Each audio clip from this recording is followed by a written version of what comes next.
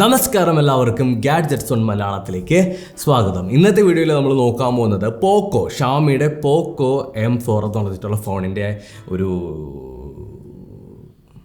User experience. 12,999 രൂപ മുതലാണ് ഈ ഒരു ഫോൺ സ്റ്റാർട്ട് ചെയ്യണത് കേട്ടോ. അപ്പോൾ ഫിസിക്കലി നമ്മളിനി നോക്കി പറക്കാനെന്നൊക്കെ ഭയങ്കര സമയം കളയുന്നൊന്നുമില്ല. അതായത് ഞാൻ പറഞ്ഞുതരാം, ഫിസിക്കലി നോക്കിക്കഴിഞ്ഞാൽ ഒരു പ്ലാസ്റ്റിക് ബിൽഡ് തന്നെയാണ്. എന്നാൽ നമ്മൾ സ്ഥിരമായിട്ട് കണ്ടുവരുന്ന ഒരു ഡിസൈനൊക്കെ അവർ ഇതിനകത്ത് കൊടുത്തിട്ടുണ്ട് പോക്കോ. ഏറ്റവും ടോപ്പ് സൈഡിലായിട്ട് നമ്മുടെ 3.5mm ഓഡിയോ പോർട്ട് കാണാനായിട്ട് പറ്റും. അവിടെ ആയിട്ട് ഒരു IR ബ്ലാസ്റ്റർ കാണാം. ബോട്ടം സൈഡ്, അതായത് മൂട്ടിൽ നോക്കിക്കഴിഞ്ഞാൽ നമുക്ക് ഒരു Type-C പോർട്ട്, അതുപോലെ തന്നെ സ്പീക്കർ വെൻസും പ്രൈമറി മൈക്രോഫോണും. റൈറ്റ് സൈഡിലായിട്ട് നമ്മുടെ ഫിംഗർ പ്രിൻറ്റ് റീഡർ ഇൻ്റഗ്രേറ്റ് ചെയ്തിട്ടുള്ള പവർ ബട്ടണും അതുപോലെ തന്നെ വോളിയം ബ്രോക്കറും. ലെഫ്റ്റ് സൈഡിലായിട്ട് സിം ട്രേ. ബാക്ക് സൈഡിലായിട്ട് നമ്മൾ നോക്കിക്കഴിഞ്ഞാൽ നമ്മുടെ ഡുവൽ ക്യാമറ കാണാനായിട്ട് പറ്റും. പോക്കോയുടെ ബ്രാൻഡിങ്ങും ആൻഡ് താഴെയായിട്ട് 5G എന്ന് പറഞ്ഞിട്ട് ബ്രാൻഡിങ് കൊടുത്തിട്ടുണ്ട്. ഇത്രയാണ് ഫിസിക്കലി ഉള്ളത്. ഇനി ഞാൻ എന്ത് പറയട്ടെ, കുറച്ച് കാര്യങ്ങൾ കൂടി പറഞ്ഞുതരാം.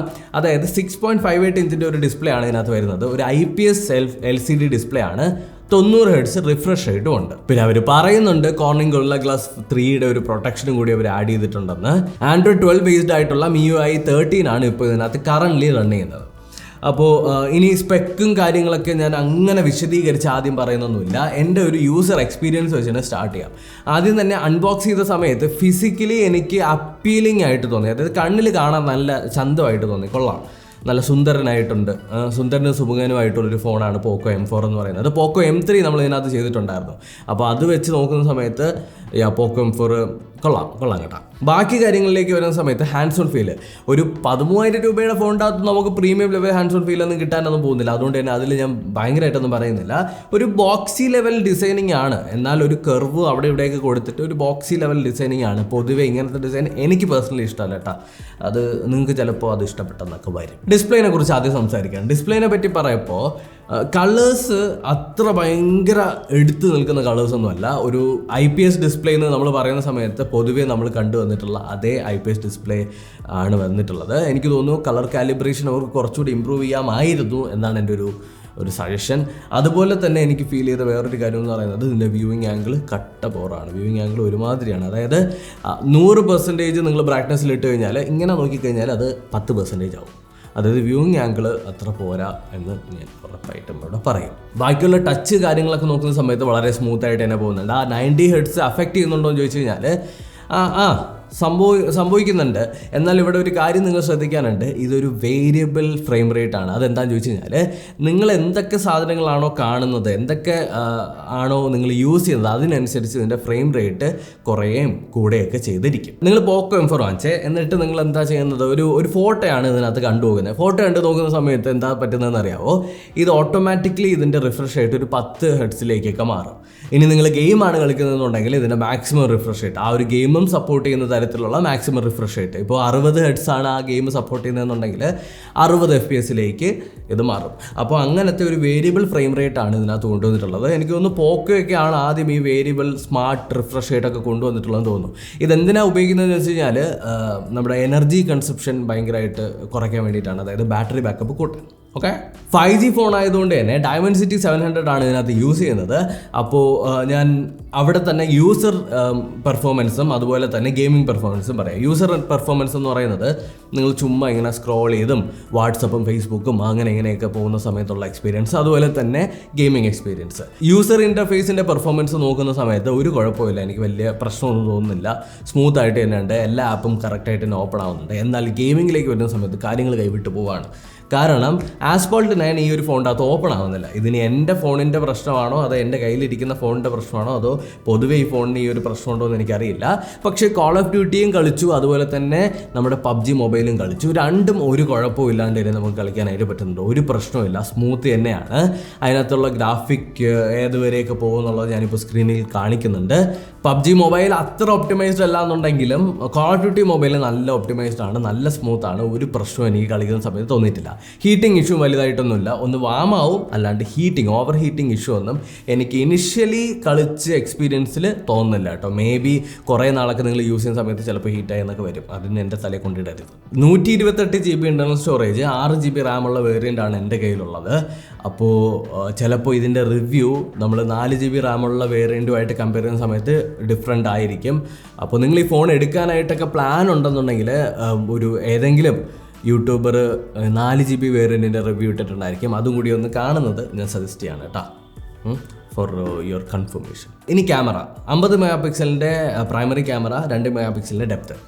അപ്പോൾ 50 MP ക്യാമറ വെച്ചെടുക്കുന്ന ഫോട്ടോസൊക്കെ കുറച്ച് വൈറ്റിഷ് ആയി പോകുന്നുണ്ട്, ഒരു വൈറ്റ് ഷെയ്ഡ് അവിടെ ഇവിടെയൊക്കെ ആയിട്ട് വരുന്നുണ്ട്. അതായത് നീ നരച്ച എഫക്റ്റ് ഉണ്ടല്ലോ, ഒരു വൈറ്റ് എന്താ പറയുക, വാഷ് ഔട്ട് ചെയ്തൊരു എഫക്റ്റ് അവിടെ ഇവിടെയൊക്കെ ആയിട്ട് കാണാൻ പറ്റുന്നുണ്ട്. എനിക്ക് തോന്നുന്നു കുറച്ചുകൂടി സാച്ചുറേഷനും കുറച്ചുകൂടി കളേഴ്സൊക്കെ ഉണ്ടെങ്കിലേ ഇതിനൊരു ഗുമ്മാവുള്ളൂ എന്നാണ് എനിക്ക് പേഴ്സണലി തോന്നിയത് കേട്ടോ. അത് എന്തോ എനിക്ക് അങ്ങനെയാണ് ഫീൽ ചെയ്തത്. ഫോട്ടോസ് നിങ്ങൾക്ക് കാണുമ്പോൾ തന്നെ മനസ്സിലാവും. ക്വാളിറ്റിയുടെ കാര്യത്തിൽ വലിയ പ്രശ്നമൊന്നുമില്ല, ആവറേജ്, അതായത് ഡീസൻ്റ് ആയിട്ടുള്ള ഫോട്ടോ എടുക്കുന്നത് ഈ പ്രൈസ് റേഞ്ചിലുള്ള ഫോണുകൾ എടുക്കുന്നത് പോലെ തന്നെ ഉള്ളൊരു സാധനമാണ് എടുക്കുന്നത്. ആൻഡ് എനിക്ക് തോന്നുന്നു ഏറ്റവും വില കുറഞ്ഞ 5G ഫോൺ എന്നാണ് എനിക്ക് തോന്നുന്നത് ഈ പോക്കോ M4 എന്ന് പറയുന്നത്. ഏറ്റവും വില കുറഞ്ഞ 5G ഫോൺ ഇപ്പോൾ ഇന്ത്യൻ മാർക്കറ്റിലുള്ളത് ആണെന്നാണ് തോന്നുന്നത്. ഇനി സെൽഫി ക്യാമറ നോക്കുകയാണെന്നുണ്ടെങ്കിൽ സെൽഫി നല്ല ലൈറ്റിംഗ് കണ്ടീഷനൊക്കെ ആണെന്നുണ്ടെങ്കിൽ അത്യാവശ്യം നല്ല സെൽഫീസ് കിട്ടും, പ്രശ്നമൊന്നുമില്ല. ഇനി നമ്മൾ പുറത്തേക്കൊക്കെ പോകുന്ന സമയത്ത് കറക്റ്റായിട്ട് എടുത്തില്ല എന്നുണ്ടെങ്കിൽ, നല്ല വെട്ടം കൂടുതലാണെന്നുണ്ടെങ്കിൽ അവിടെ ഇവിടെയൊക്കെ പ്രശ്നങ്ങളൊക്കെ കാണാനായിട്ട് സാധിക്കുന്നുണ്ട്. അത് ഞാൻ എടുത്തെടുത്ത് പറയുന്നൊന്നുമില്ല. ബാറ്ററിയുടെ കാര്യം പറയുന്ന സമയത്ത് 5000 mAh ബാറ്ററി, 18 വാട്ട്സിൻ്റെ ഒരു ഫാസ്റ്റ് ചാർജർ. ബാറ്ററി കിട്ടലുമാണ്, അതായത് നമ്മൾ ഒരു തവണയൊക്കെ ചാർജ് ചെയ്ത് കഴിഞ്ഞാൽ തന്നെ ഒരുപാട് ഗെയിം കളിച്ചാലും അത്യാവശ്യം ബാറ്ററി ബാക്കപ്പ് പോക്കോ M4 എനിക്ക് കിട്ടുന്നുണ്ട്. ബാറ്ററി ഓറിയൻറ്റഡ് ആയിട്ടുള്ളൊരു ഫോണാണോ എന്നെനിക്ക് ചോദിച്ചു കഴിഞ്ഞാൽ ചിലപ്പോൾ അങ്ങനെ പറയേണ്ടി വരും. കാരണം ഒന്നാമത്തെ കാര്യം, ഒരുപാട് ബാറ്ററി കൺസപ്ഷൻ വരില്ല. ഒരു റീസൺ ആ സ്മാർട്ട് റിഫ്രഷ് റേറ്റ്, രണ്ടാമത്തെ റീസൺ IPS ഡിസ്പ്ലേ, മൂന്നാമത്തെ റീസൺ നമ്മുടെ ഡയമണ്ട് 700 സ്നാപ്ഡ്രാഗൺ വെച്ച് കമ്പയർ ചെയ്യുന്ന സമയത്ത് ഡയമണ്ട് കുറച്ചുകൂടി ബാറ്ററി ബാക്കപ്പ് ഒക്കെ തരുന്ന ലെവലിലുള്ള ഒരു പ്രോസസ്സറാണ്. അപ്പോൾ ഇനി മൊത്തത്തിലുള്ള കാര്യം പറഞ്ഞുതരാം.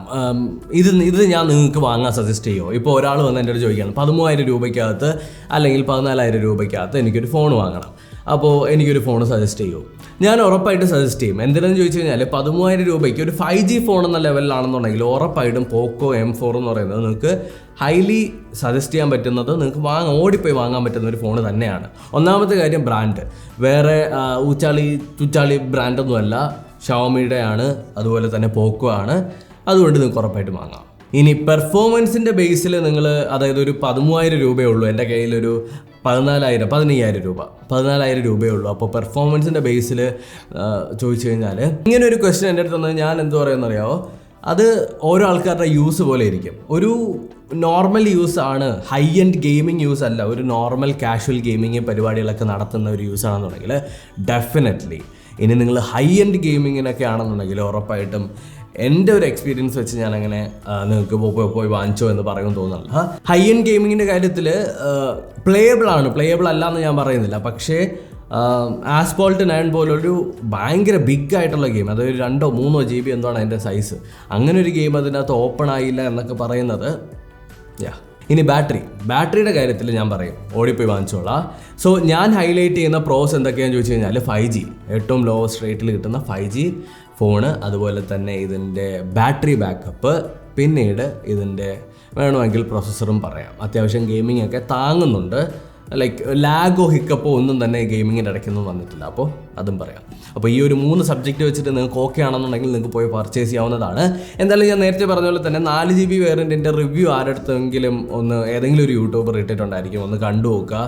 അവരുടെ യൂസർ എക്സ്പീരിയൻസ് കൂടി നോക്കുക. എൻ്റെ കയ്യിലുള്ളത് 6 GB ആണ്. 6 GB 4 GB തമ്മിൽ ഉറപ്പായിട്ട് നല്ലൊരു ഡിഫറൻസ് ഉണ്ടായിരിക്കും. അപ്പോൾ അതും കൂടി നോക്കിയതിന് ശേഷം നിങ്ങൾ ഇതിൻ്റെ ലോവർ എൻഡ് വാങ്ങുക.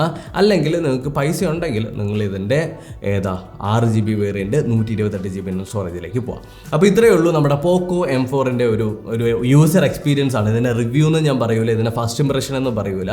കുറച്ച് ദിവസം യൂസ് ചെയ്തതിൻ്റെ ഒരു എക്സ്പീരിയൻസ് ഞാൻ നിങ്ങളുമായിട്ട് വളരെ ഫ്രാങ്കായിട്ട് ഷെയർ ചെയ്തു. അപ്പോൾ thank you so much for watching. ഈ ഒരു വീഡിയോ നിങ്ങൾക്ക് ഇഷ്ടപ്പെട്ടിട്ടുണ്ടെങ്കിൽ തീർച്ചയായിട്ടും ഒന്ന് സബ്സ്ക്രൈബ് ചെയ്യുക.